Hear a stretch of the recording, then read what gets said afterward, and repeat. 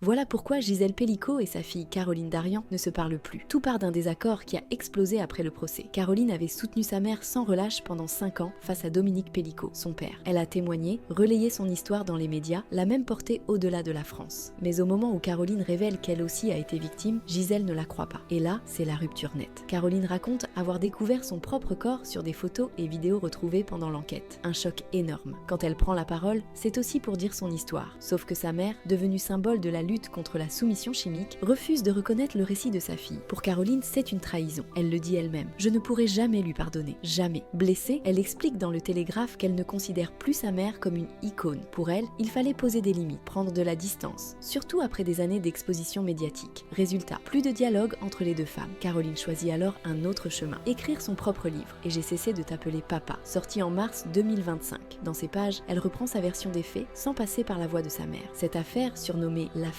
Mazan, avait déjà fait trembler la France dès 2020. Les abus de Dominique Pelicot avaient mis en lumière les ravages de la soumission chimique.